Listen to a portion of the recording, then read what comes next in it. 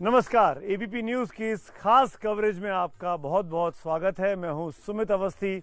आज स्टूडियो से बाहर एक अलग परिवेश में, एक अलग जगह पर। वजह क्यों? क्योंकि बहुत ही खास वक्त है। राम मंदिर का दिन आ चुका है। हर वक्त देश में राम की बातें हो रही हैं और राम के भक्त के तौर पर हर व्यक्ति अपने आप को राम का बड़ा भक्त मानता है। लेकिन आज एक ऐसी शख्सियत को लेकर आपके पास आ रहा हूं जिसको किसी परिचय की जरूरत नहीं है, पर आजकल उनकी पहचान देश के उन पुरोधा राम भक्तों में से हो रही है जो शायद ही किसी और की होती हो। बगैर लाग लपेट के स्वागत करिए कुमार विश्वास का। बहुत बहुत धन्यवाद। और देखिए, सौभाग्य ये है कि हमारे इस घर में जो ये केवी कुटीर है, पहली चर्चा किसी भी चैनल की, किसी भी तरह की शूट, किसी भी तरह की बातचीत मेरी निजता के बाहर और इस सोशल डिस्टेंसिंग के साथ, जहां हम लोग 1.5-2 मीटर दूर बैठे हुए हैं, ये राम से शुरू हो रही है। इसी से पता चलता है कि राम की कृपा के लिए कोई हेतु की आवश्यकता नहीं है। आप कहीं भी हो, जंगल में हो, अंधेरे में हो, संकट में हो, पूरी दुनिया साथ छोड़ दे, लेकिन अगर जो राम के नाम का आपके पास सहारा है तो वहां भी पहुंचता है। अच्छा, आप बढ़िया शहरों में रहने वाले आदमी, विदेशों में घूमने वाले, बड़ी बड़ी गाड़ियों में घूमने वाले, कहाँ देसी आप खेतों में आ गए? आपके साथ जो लोग आए थे उनमें से कोई मुझसे पूछ रहा था कि जी ये तो गांव में बिल्कुल जंगल है, दूर दूर तक 1.5 किलोमीटर गांव, चारों तरफ खेती खेत है, तो आप यहाँ रहते कैसे हो? सामान कहाँ से आता है? मैंने कहा सामान की जरूरत ही नहीं है मेरे को। गेहूं मेरा अपना उगता है, मक्का मेरी लगी हुई है, अरड़ सामने लगी हुई है, आपको दिख रही है, ईख उधर लगी हुई है मेरी चीनी के लिए। गाय मेरी जो है वो गंगा माता, वो दूध देती है बहुत फर्स्ट क्लास, जिनका बछड़ा है भीष्म, और सारी गाय दूध देती हैं। उसके बाद पानी है, ट्यूबवेल में भी है, पोखरे में भी है। सब्जियां उग रही हैं, भिंडी है, टमाटर है, मूली है, खीरा है, ककड़ी है, घिया है, टिंडे हैं, भिंडी है। पेड़ पर फल लगे हुए हैं, आम लगा हुआ है, अनार लगा हुआ है। तो 100% आत्मनिर्भर भारत है। तो पिछले 4 महीनों से मैं यहीं से फॉर्मूला लगता है, देखा है आत्मनिर्भर भारत का। आत्मनिर्भर नहीं। तो मैडम गांधी ने भी कहा, उससे पहले भी जंगल में हमारे ऋषि मुनियों के गुरुकुल तो आत्मनिर्भर ही थे। तो एक तरीके से केवी कुटीर, जो छोटी सी जगह है मेरे पास, खेत मेरे, ये आत्मनिर्भर है। मेरे पास शोज थे नहीं, टीवी में आप देख रहे हैं, पहली बार आपके साथ आ रहा हूँ लॉकडाउन के बाद से। तो मैं यहीं पढ़ना लिखना, यहीं से बोलना बतियाना, ये चल रहा था। तो कुछ और लिखा होगा ना सर इन दिनों में हमारे लिए? कुछ राम पर सुनाता हूँ मैं आपको। राम तो जरूरी है, 5 अगस्त है। जिसमें मनुष्यता की आंख का सबसे बड़ा सपना राम है, वो सुनाता हूं। मानवता की खुली आंख के सबसे सुंदर सपने राम। मानवता की खुली आंख के सबसे सुंदर सपने राम। जिव्या वाणी अर्थवती हो गई, लगी जब जपने राम। जिव्या वाणी अर्थवती हो गई, लगी जब जपने राम। मानवता, गाइया भी, मानवता की खुली आंख के सबसे सुंदर सपने राम। देखिए, राम सबके अलग अलग, इसलिए मैं कहता हूं अपने अपने राम। जय श्री राम वालों के भी राम है, ठीक मानिए, और मेरे जैसे जय सिया राम। प्रधानमंत्री जी आप ये कार्यक्रम देखते हो, योगी जी आप ये कार्यक्रम देखते हो, चंपत राय जी आप ये प्रोग्राम देखते हो, अवनीश अवस्थी जी ये प्रोग्राम देखते हो, तो एक सामान्य हिंदू की, एक कवि की ये धारणा और भावना स्वीकार करिए। मेरी माँ सीता 2 बार अयोध्या आई, एक बार जनकपुर से आई और एक बार लंका से लौट के आई। एक बार आंतरिक षड्यंत्र की वजह से और एक बार बाहरी षड्यंत्र की वजह से ऐसा माना जाता है कि उन्हें अयोध्या में रहने का अवसर नहीं मिला। आधी आबादी की मांग है, मेरी माओ की, मेरी बहनों की, मेरी बुआ की, मेरी बेटियों की मांग है। अब की बार जब भगवान राम का विग्रह वहां खड़ा हो, तो इस बार सीता को बाहर मत निकालना, उनके जरूर पार्श्व में खड़े कर देना। माँ के बिना पिता जो हैं वो अधूरे लगते हैं।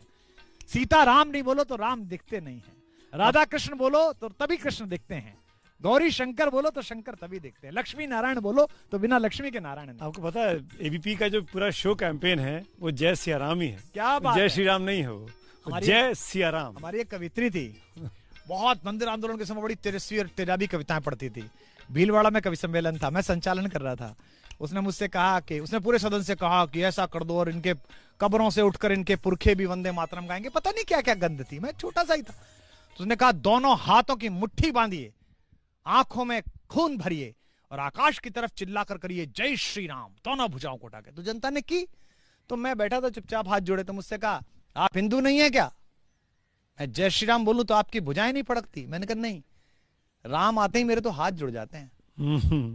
हाथ अगर जुड़ कर रहते हैं तो प्रणाम बन जाते हैं। हाथ अगर जुड़ कर रहते हैं तो प्रणाम बन जाते हैं। संकल्पों की पुण्य वेदी पर सभी काम बन जाते हैं।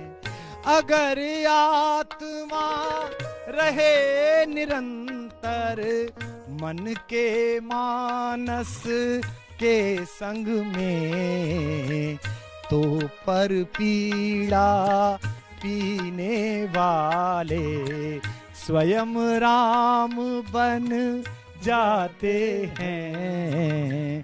मानवता की खुली आँख के सबसे सुंदर सपने राम अपने अपने अपने अपने अपने अपने अपने राम। मानव सबके अपने अपने, पिता के अपने, सबके अपने। क्योंकि अब बातचीत शुरू ही हो चुकी है और आपने राम का जिक्र कर दिया है, हिंदुस्तान में इस वक्त पूरी की पूरी धुरी जो है राजनीति की कह लीजिए, वो राम हो गए हैं। हर चीज के बीच में राम है। कोई राम के साथ है तो कोई राम के नाम पर राजनीति कर रहा है। विरोध में तो नहीं है कोई भी, लेकिन राजनीति जरूर हो रही है। मैं शुरुआत यहीं से करना चाहूंगा। इतना पवित्र मौका है, इतने सालों से इंतजार हो रहा था भव्य राम मंदिर का, अब राम मंदिर बन रहा है, अब सुप्रीम कोर्ट का ऑर्डर आ चुका है। फिर आप इस तरह की राजनीति को कैसे देखते हैं आपके नजरिए से? देखिए, हर वो चीज जो इमोशन को ट्रिगर करती है, जो भावनाओं को आंदोलित करती है, चाहे नकारात्मकता में करे चाहे सकारात्मकता में करे, वो राजनीति का प्रिय भोजन है। इतने वर्षों राजनीति को बहुत निकटता से और अंदर डूब के देखने के बाद मुझे यह बोध प्राप्त हुआ है कि चूंकि भारत भावना प्रधान देश है, यहां लोग इस बात पर वोट देते हैं कि यार ये हवाई जहाज चलाते थे, पायलट थे, कोई बात नहीं, राजनीति नहीं आती, इनकी माताजी एक स्वर्गीय हो गई, इन्हें वोट दे देते हैं। ऐसे भी वोट देते हैं ना लोग बाग यहाँ।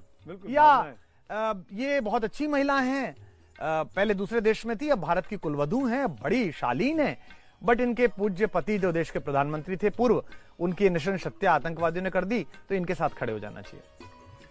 चर्चिल ने जब विश्व युद्ध जिताया, उसके बाद के अगले चुनाव में चर्चिल को जीत नहीं मिली। बिल्कुल, अगर भारत में चर्चिल होते तो आज उनके पड़पोते राज कर रहे होते, ये कह के अरे हमारे परदादा ने विश्व युद्ध नहीं जिताया था आपको। तो भारत भावना प्रधान देश है और राम भारत की केंद्रीय भावना में है। राम हो, कृष्ण हो, ये केंद्रीय भावना में, वो आदमी नहीं है जो बिना राम राम के बात। मैं आपको सुमित जी बताता हूं कहां हम राजनीति को ले जा रहे हैं। मैं यहां जहां रहता हूं जी, हमारा एक लड़का काम करता है जो ये पुताई वुताई करता है, तो मुझे उससे कुछ कहना था कि भाई यहाँ पुट्टी लगा दो, यहाँ कर दो, तो मैंने उसे बुलाया कि अरे नहीं यहाँ, तो वो यहाँ, तो वो आया, मेरे पास कुछ 4-5 लोग बैठे हुए थे घर परिवार के, तो वो पहली बार मुझे मिला 11 बजे, सुबह से आके लग गया होगा, उसने देखा बाबूजी बैठे हैं, मैंने कहा अरे नहीं यहाँ बेटा, आया, बोला हाँ जी राम राम जी बताओ। तो मेरे साथ जो आज सज्जन बैठे थे वो नोएडा वोएडा वाले हैं, अपार्टमेंट वाले, उन्होंने कहा क्या नाम है इसका? मैंने कहा नहीं, बोले राम राम बोल रहा है। मैंने कहा हमारे सारे गांव बोलते हैं, हमारे सारे गांव यही बोलते हैं। मैं अपने गांव में घुसता था, बाहर मुसलमानों की बस्ती थी, मेरे पिताजी प्रोफेसर थे और वो जो बाहर बूढ़े बैठे रहते थे मेरे दादा के साथ के, लतीफ चाचा, अब्दुल चाचा, सबको चाचा राम राम, और चाचा उधर से कहते थे राम राम भैया मास्टर चंदर ठीक हो, प्रोफेसर थे लेकिन फिर भी मास्टर, चाचा बस कृपा है आपका आशीर्वाद है। और हमसे कहते बाबा से नमस्ते करो, हम भी कहते बाबा राम राम, राम राम बेटा छोटा वाला दिख है यू। तो ये हमने धीमे धीमे राजनीति में ढाल दिया। तो राम तो रोम रोम में है। अब किसी को उससे राजनीति का फायदा है, किसी को नुकसान है, दोनों अपने हिसाब से प्रयोग करते हैं। अब चूंकि इतने वर्ष की समझ के बाद सीधे राम के विरोध में बोलना, अच्छा मैं जो मानता हूं जो राम के विरोध में उस समय बोल रहे थे 30-32 वर्ष पहले, या ऐसा दिखा रहे थे, वो राम के विरोध में नहीं थे। कुछ लोगों को यह भ्रम था कि ऐसा करने से उनको कुछ वोटें मिलेंगी, और मिलती भी थी। पर सौभाग्य देखिए कि आज 30 वर्ष 35 वर्ष की समझाइश के बाद, सामाजिक समझाइश के बाद, राजनीतिक समझाइश के बाद दोनों पक्षों के आम नागरिकों को यह समझ में आ गया, कानून तो है, कानून तो है ही, ये किसी पार्टी का काम नहीं है, बिल्कुल ये कानून का काम है, सुप्रीम कोर्ट ने किया है। दोनों पक्षों के समझ में आ गया कि भाई ये दोनों तरफ के ठेकेदार तुम्हारा बेवकूफ बना रहे हैं। इस पे बिना, इसलिए आपने देखा होगा जजमेंट आया तो, निर्माण हो रहा है तो, एक पत्थर नहीं फेंका, एक कोई प्रदर्शन नहीं निकला, दूसरी पार्टियों की जो सरकार है वहां भी नहीं निकला। तो चूंकि समझाइश हो गई, मुझे दुख इसी बात का है कि ये काम वर्षों पहले हो जाना चाहिए था, ये बिना पॉलिटिक्स के हो जाना चाहिए था, ये बिना कोर्ट के हो जाना चाहिए था। राम को जिस आदमी ने राजनीति में जीवन में उतारा और सफल हुआ वो पूज्य गांधी हैं। बिल्कुल 100% अंतिम समय में भी मुंह से राम निकला, पूरा राम उतारा उन्होंने। राम, वो स्वदेशी पे ध्यान करते हैं, आयुर्वेद पे ध्यान रखते हैं, राम बोलते हैं, गीता हाथ में रखते हैं, वैष्णव जन तो तेणे कहिए गाते हैं और रघुपति राघव राजा राम कहते हैं। इसीलिए देखा होगा फर्जी राष्ट्रवादियों को और फर्जी धर्मनिरपेक्षों को गांधी से बड़ा डर लगता है। गांधी से दोनों डरते हैं। गांधी के नाम पर जिन्होंने 50 साल इस देश में अपनी दुकान जमाई, वो भी गांधी से डरते हैं। उनको लाल बहादुर पसंद नहीं है, हाँ।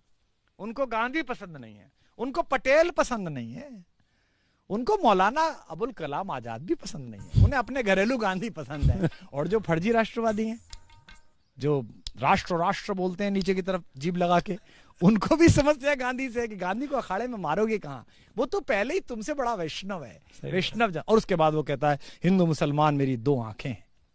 मैं आपको अपने उत्तर प्रदेश के एक दिवंगत कवि जो समाजवादी थे, जरूर, तो मैं उनकी एक कविता आपको सुनाता हूं, मुसलमान कवि की कविता आपको सुना रहा हूं, सुनिए। वो राम सबके लिए है।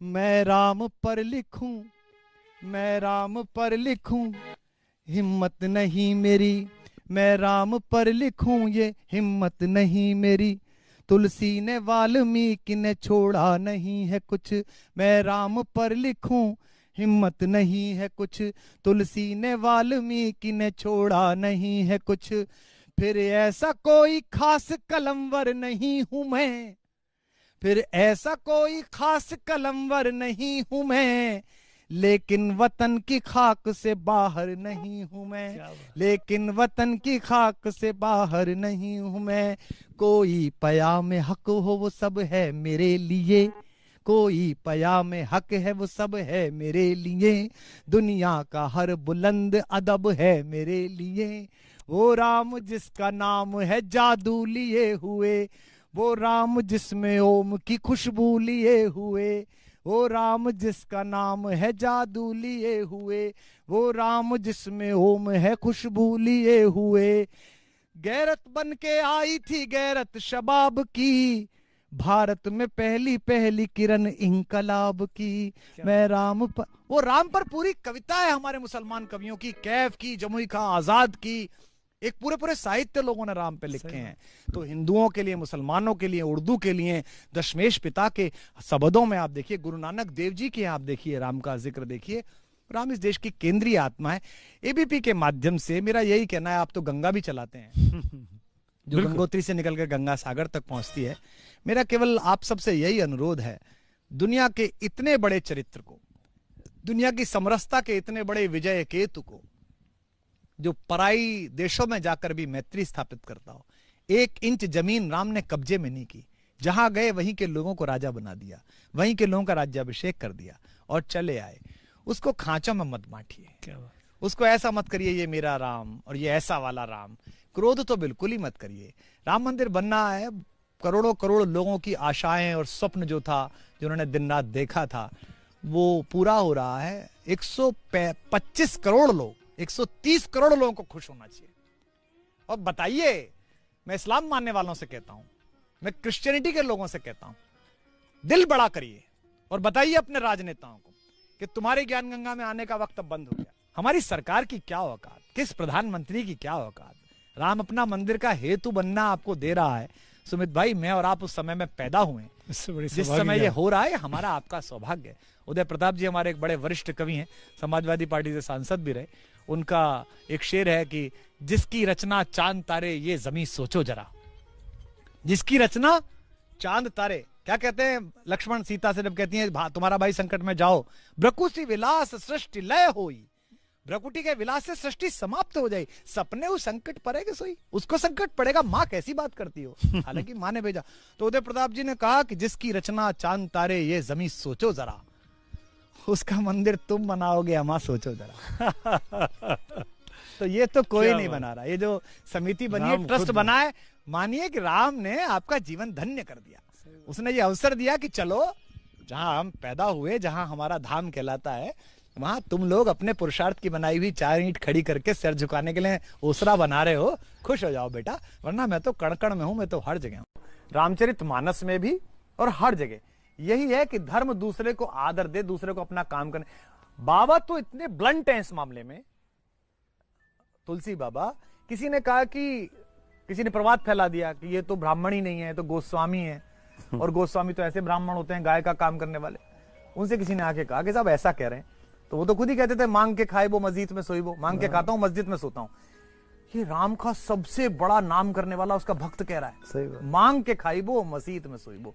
तो किसी ने कहा कि जी आपको तो ऐसा कह रहे हैं, तो बाबा ने कहा मजे में, दूत कहो मुझे, दूत कहो, अवधूत कहो, रजपूत कहो, जुल्हा कहो, कोई मुझे तुम कुछ भी कह लो, जुल्हा कह लो, राजपूत कह लो, दूत कहो, अवधूत कहो, ब्राह्मण कहो, बनिया कहो, जो कहो, दूत कहो, अवधूत कहो, रजपूत कहो, जुल्हा कहो, कोई, काई की बेटी से बेटा ना ब्याह, काई की जात बिगाड़म न सोई।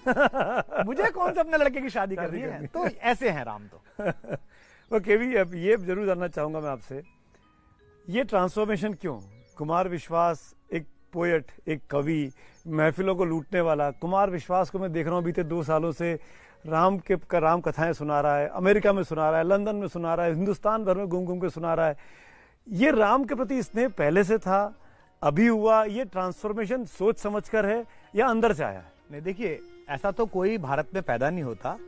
हजरत मोहानी से लेके और वो अल्लामा इकबाल से लेके और तमाम लोग जितने भी लिखने वाले हैं, चाहे उर्दू में लिखते हो चाहे हिंदी में लिखते हो, जो राम जिसको छूते ना हो। मुझको भी राम ने छुआ और वो मेरे प्रिय विषय भी रहे हैं, मैं उस परंपरा से ही हूं। लेकिन आपको याद है 3 वर्ष पहले एक छोटा सा वीडियो वायरल हुआ था, 2-3 साल पहले, 2 वर्ष हो गए होंगे, उसने ट्रिगर किया। बोल तो मैं पहले से रहा था। रांची में एक मोटरसाइकिल चोर को कुछ भीड़ ने घेर के मारा और वो लड़का मर गया, स्कम कर गया अपने घावों के सहारे के कारण। उसकी नई शादी हुई थी, मुसलमान लड़का था, और मैंने देखा कि उस भीड़ का जो वीडियो था उसमें कुछ लड़के वो उसके ऊपर जो कूद रहे थे, जो उसकी जिसकी पसली टूटने से मरा, जय श्री राम जय श्री राम। मुझको उस दृश्य ने बड़ा हॉन्ट किया। मेरा राम तो कभी क्रोध में आया ही नहीं। जिनको उसने धर्म संस्थापनार्थ मारा, जिनका वध किया, चाहे वो बाली हो चाहे वो रावण हो, उनको भी उसने पूरा अवसर दिया, उनको भी प्रणाम किया, उनसे भी मिले। बाली को तीर मारने के बाद उनके 2 संवाद बाली से अद्भुत हैं। बाली ने 2 ही बात की। बाली ने पहले तो पूछा कि मैं भी तो आपका भक्त था, मैं बैरी सुग्रीव प्यारा, अवगुण कवन नाथ मोहि मारा। हे नाथ, मुझे क्यों मार दिया? देखिए सुमित जी, मुझे रोमांच हो गया। वो नाथ कह रहा है, बिल्कुल उसे पता है कि त्रैलोक्य का स्वामी है, धर्म संस्थान अपना निकला है। उन्होंने उसे बताया कि देख भाई, मैंने तुझे क्यों मारा? मैंने तुझे इसलिए मारा, अनुज वधु भगनी सुत नारी, छोटे भाई की बेटी, छोटे भाई की पत्नी, अपनी बहन, बेटे की बहू, ये सब अपनी बेटी के समान होती हैं। सुन सठ कन्या सम ए चारी, ये चारों बेटियां ही हैं, और तूने इसकी पत्नी का हरण किया, रुमा का। इन्हें कुदृष्टि बिलो कहीं जोई, इन्हें जो बुरी दृष्टि से देखता है, ताहि वधे कुछ दोष न होई। उसके वध में कोई दिक्कत, कोई दोष नहीं, कोई दोष नहीं। आप देखिएगा कि उसके बाद रावण को मारा। रावण के मारने के बाद भी युद्ध की आखिरी रात भी संधि के लिए प्रस्ताव भेजा कि मान जाओ, रक्तपात नहीं होना चाहिए। और मारने के बाद जब वो गिर गया पृथ्वी पर, तो लक्ष्मण से कहा कि कुमार्ग पर था, लेकिन यह महापंडित है, ये ब्रह्मा के औरस पुत्र का पोता है, और ये नीतिज्ञ है, बहुत ज्ञानी है, इसके पास जाओ, इससे ज्ञान लो। तो लक्ष्मण गए, और लक्ष्मण जो है घायल रावण के सिर के पास खड़े हो गए और कहा कि मैं दशरथ का पुत्र और भगवान श्री राम का छोटा भाई लक्ष्मण आपको प्रणाम करता हूं, मुझे राज्य चलाने की नीति दीजिए। तो बोला ही नहीं, रावण लेटा लेटा। उन्होंने कहा वो तो बोल नहीं रहा। तो उन्होंने कहा तुम कैसे पूछा? बोले मैं सिर के पास खड़े। बोले अरे तुम चरणों के पास खड़े हो। बिल्कुल आप विनम्रता देखिए रावण की। और उस राम के नाम पर अगर हिंसा, प्रतिहिंसा, तो फिर मुझ में और उनमें जो धर्म के नाम पर रिवाल्वर मारते हुए वीडियो बनाते हैं, फिर उनमें मुझ में अंतर क्या हुआ? तो भाई राम राज्य कह रहे हो, राम राम कह रहे हो, राम की तरह जीवन भी तो ढाल लो। क्या बात है?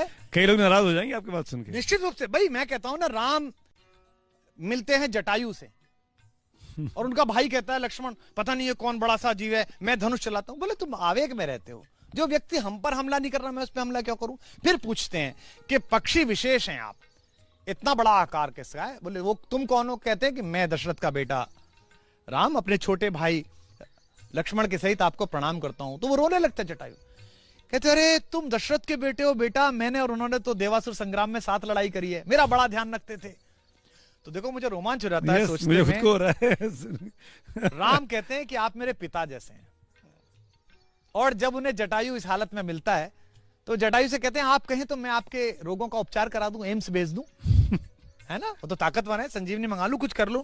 कहते नहीं बेटा मेरी आयु पूर्ण हो गई है, मुझे जाने दीजिए।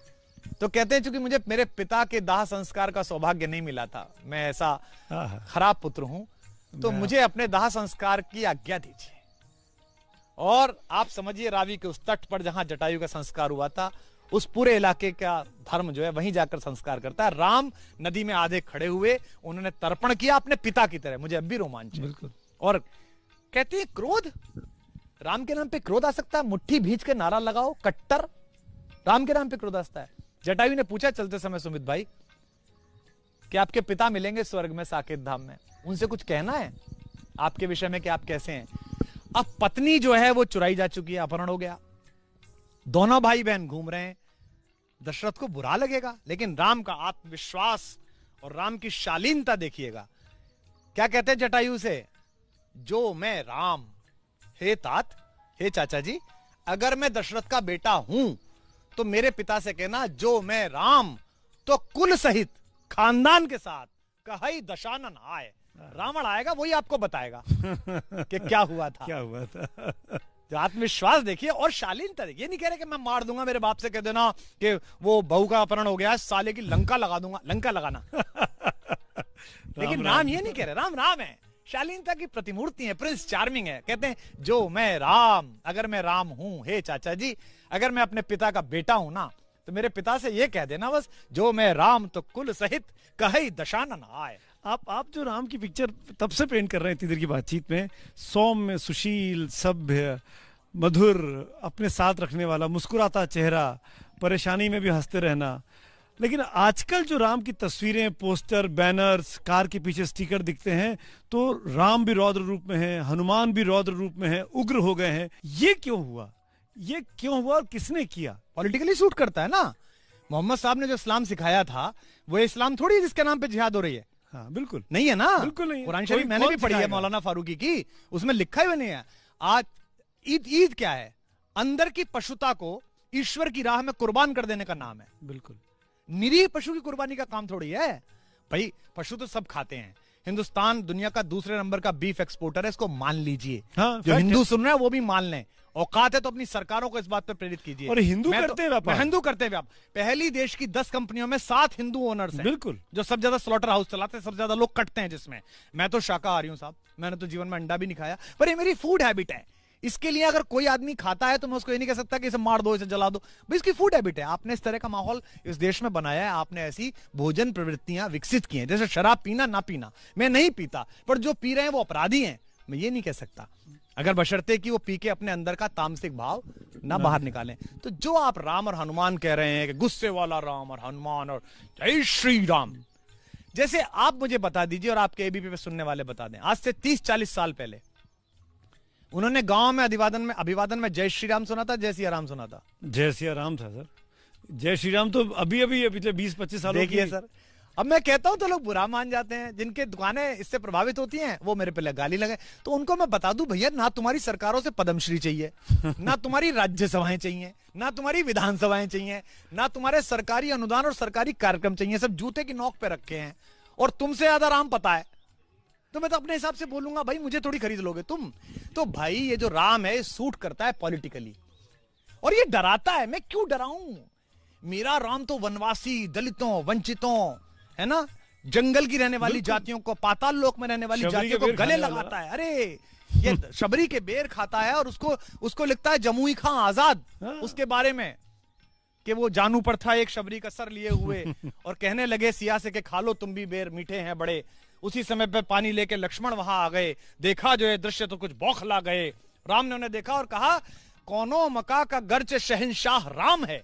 ये मैं आपको मुसलमान कवि बता रहा हूं। बिल्कुल। शबरी, कौनो मक्का का गर्च शहंशाह राम है, कौनो मक्का का गर्च शहंशाह राम है, अपने भगत का आखिरश वो भी गुलाम है।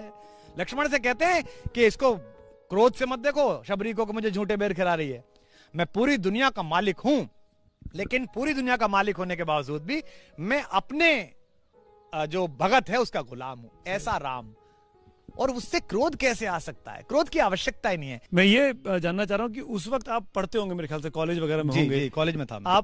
आप यूपी से आते हैं, आपकी पूरा यूपी उस वक्त पूरे उन्माद पे था। आप कह लीजिए कि बहुत पैशन था इस चीज को लेकर। जी। कितने निकट से आपने देखा और क्या उस वक्त जो देखा था आज वही फील करते हैं? 92 में था वो 2020 में है। देखिए, एक तो मेरी चेतना नवीन थी, तो मुझे बहुत ज्यादा चीजों का पता नहीं था, पर संयोग से मेरे पास उस आंदोलन के बहुत निकट रहने के अलावा ऑप्शन इसलिए नहीं था कि मैं जिस कस्बे में था, जिस परिवार में था, वो जो आप सेंटर टुवर्ड लीनिंग राइट था, वो ऐसा कस्बा था। दूसरे मेरे ताऊजी जो थे आचार्य रामनाथ सुमन, वो विश्व हिंदू परिषद के बहुत वरिष्ठ कार्यकर्ता थे और केंद्रीय मंत्री थे उस समय, केंद्रीय कार्य समिति के। तो वो दिल्ली में संकट मोचन मंदिर में मीटिंग्स होती थी और पिलखवे से बसेस लेट चलती थी, 8 बजे चलती थी। मेरे पास उस समय एक मोटरसाइकिल थी जो मैंने कवि सम्मेलन के कुछ पैसों से खरीदी थी और वो अक्सर हमारे यहाँ रुकते थे।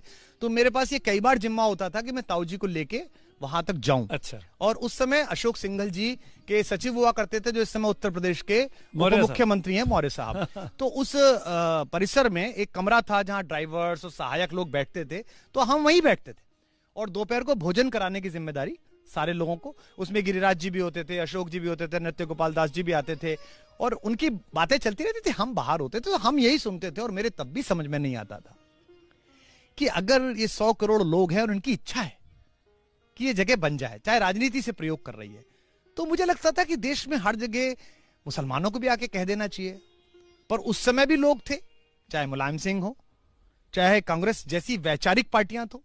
मुझे नहीं लगता कि कांग्रेस में कोई वरिष्ठ आदमी ऐसा है जो अंदर से उतना धार्मिक नहीं होगा जितना भाजपा में लोग हैं। और मैं एक ऐसा संस्मरण आपको सुना रहा हूं जो टीवी इतिहास पे किसी ने नहीं सुनाया होगा, मैं पहली बार आपको एबीपी पे सुना रहा हूं। सरला माहेश्वरी जी कम्युनिस्ट पार्टी की एक सांसद थी, आपको पता होगा। हमारे एक बड़े कवि थे हरीश भिवानी साहब, उनकी पुत्री थी। उनके माध्यम से मुझे पता चला नरसिंह राव जी ने सांसदों की कमेटी भेजी थी देखने के लिए कि देख के आओ वहां क्या है। मुझे बहुत ही निजी मस्जिद थी उसके पहले नहीं, जब वो टूट गया ढांचा टूट जब वो ढांचा टूट गया, सुप्रीम कोर्ट के आदेश को मानना दिखाते हुए लोगों ने उसको तोड़ दिया। मैं आज भी कहता हूं, बुरा मानो भला मानो, ये जगह साफ तो होनी थी साहब, पर उस तरह से नहीं होनी चाहिए थी, सहमति से। सुप्रीम कोर्ट तो सुप्रीम कोर्ट है ना साहब। आज मैं तोड़ लूं, कल आप तोड़ लें, ये कोई तरीका थोड़ी है। जब वो सारा प्रकरण हुआ तो मुझको लगता था कि लोगों को अपने आप ही कर देना चाहिए। आज वो भी नहीं है, सिंघल साहब भी नहीं है, उनका स्मरण आता है इस समय पे। सैयद शहाबुद्दीन लड़े और बहुत सारे लोग थे जो अब नहीं है, जो पक्ष विपक्ष में दोनों जगह लड़े। और हमारे कवि हैं जमुना प्रसाद उपाध्याय, वहीं के अयोध्या के ही हैं, उनकी बहुत अच्छी लाइन है, वो उस समय लिखी थी उन्होंने, अब तो अप्रासंगिक हो गई लेकिन फिर भी अच्छी है कि इन्हें मंदिर बनाना है, उन्हें मस्जिद बनानी है, इन्हें मंदिर बनाना है, उन्हें मस्जिद बनानी है, यही सब सोचकर ये रात दिन हलकान रहते हैं। अयोध्या जी हमारी हैं और हम हैं अयोध्या के, मगर सुर्खी में सिंघल और शहाबुद्दीन रहते। क्या बात है। तो अभी जैसे कुछ जगह और भी हैं बिल्कुल, जहां ऐसे ऐसे प्रतीक हैं, लेकिन वो राजनीति से सॉल्व नहीं होनी चाहिए, किसी को अवसर नहीं मिलना चाहिए। राम राज्य बैठे त्रिलोका, हर्षित भये गए सब शोका। काशी मथुरा की बात कर रहे हैं। हाँ, राम राज्य का तो मतलब है कि सबका शोक उन्मूलन हो, सबका सचमुच विकास हो। मुद्दा ही क्यों बने? मंदिर मुद्दा थोड़ी है, राजा का काम थोड़ी है कि मंदिर बनाए, शासक का काम थोड़ी है मंदिर बनाए। शासक का काम है कि देश का हर घर मंदिर, मस्जिद, गिरजाघर, गुरुद्वारे जैसा बने, उतनी पवित्रता वाला बने। तो प्रधानमंत्री को जाना चाहिए कि नहीं? इस पर भी सवाल खड़े हो रहे हैं कि आप देश के प्रधानमंत्री हैं, एक खास कम्युनिटी के रिलीजियस प्रोग्राम में जा रहे हैं, प्रधानमंत्री की हैसियत से जा रहे हैं। इसको आप पहली कैसे बात तो देखते सुमित हैं? भाई, दो अलग अलग सवाल हैं। राम मंदिर आंदोलन और उसके बाद मुझे लगता नहीं है कि राम मंदिर कोई खास कम्युनिटी का इश्यू बन गया है। राम मंदिर कोई खास कम्युनिटी का इश्यू नहीं है। हिंदू मुसलमान सभी सहमत है। आपको एक भी मुसलमान की आवाज दिखाई दी हो? 2-4 दुकानदार हैं हैदराबाद के, उनकी बात अलग है। वो भी पेरोल पर है, सबको पता है। जैसे आजकल दिल्ली वाला हमारा पेरोल पर है। कुछ हो जाओ, उसको खुद को पूर्ण राज्य चाहिए। किसके पेरोल पे? सब खुल के बताइए ना आप। मैं जिनके पेरोल पे ओवैसी है उनके पेरोल पे वो है। और बोलिए दोनों किसके पेरोल पे? जिसके भी हैं। मैं इसको खुद को तो पूर्ण राज्य चाहिए, लेकिन कश्मीर में राज्य का वो छिना स्टेटस तो करा, बहुत ठीक करा। अबे यार किसका बेवकूफ बना रहे हो भाई? दुकान चलानी है तुम्हें भी और उन्हें भी। तो मेरा कहना यह है कि प्रधानमंत्री जा रहे हैं executive head of the nation होके, तो मुझे नहीं लगता कि जाना चाहिए। अच्छा। और अगर प्रधानमंत्री एक आस्तिक हिंदू होकर नवरात्र करने वाले एक सामान्य नागरिक के रूप में जा रहे हैं, तो क्यों नहीं जाना चाहिए साहब? जितने लोग उन्हें भी जाना चाहिए। जो ये कह रहे हैं मुझे इनविटेशन नहीं मिला, इनविटेशन मांग लो, 4 दिन बाद चले जाना। मुझसे लोग कह रहे हैं आप तो राम पर बहुत लिखते हो, आप क्यों नहीं आ रहे? मुझे वहां के पुजारियों ने लिखा है, कईयों ने, मुझे वहां के कई कनक भवन है उसके पुजारी ने मुझे लिखा है कि आपको मैं आमंत्रित करता हूं, आप आइए। मैंने कहा नहीं, प्रोटोकॉल है, अभी प्राइम मिनिस्टर हैं, सब लोग हैं, ये चले जाए, ये खुल जाए, कोरोना खुल जाए, आ जाऊंगा। राम के दरबार में क्या, जब चाहेंगे गरीब नवाज हाजिरी तो लगवा ही लेंगे मुझसे, इसमें क्या दिक्कत है? वो चाहेंगे तो मैं क्या, मेरे फरिश्ते आ जाएंगे, चला जाऊंगा। तो मैं इस पर विवाद का विषय नहीं मानता। मुझे लगता है राष्ट्रपति जी को भी जाना चाहिए, मुझे लगता है कि कुछ मुस्लिम नेताओं को भी जाना चाहिए, मुझे लगता है कि वहां अडवाणी जी को होना चाहिए। लोग कह सकते हैं कि वो सीबीआई में वांछित हैं और सीबीआई केस चला रही है, वो अलग बात थी। लेकिन आज मैं इस मौके पर अडवाणी जी को, उमा भारती जी को, दीदी रितंबरा जी को, साध्वी रितंबरा जी को, विनय कटियार जी को, आचार्य धर्मेंद्र जी को, मुझे वो चेहरे याद आते हैं 4 अक्टूबर की रैली जो बोट क्लब पर हुई थी और मैं उसमें पीछे कहीं खड़ा था और उसमें आचार्य रामनाथ सुमन ने कविता पढ़ी थी संचालन करते हुए, आज हिंदू सिंधु में उमड़ा अनोखा ज्वार है, देख ले संसार हिंदू शक्ति का अवतार है। तो मुझे लगता है उन्हें भी जाना चाहिए, आज नहीं तो कल जाना चाहिए। कुमार के साथ एक खासियत है कि आप कितनी देर बैठो समय का पता ही नहीं चलता है, कैसे वक्त निकल गया कुमार साहब पता ही नहीं चला। कि भी और मैं धन्यवाद करते करते ये जरूर कहूंगा कि राम तो कण कण में है, राम तो जन जन में है, राम तो रोम रोम में है, राम तो हम सब के लिए है।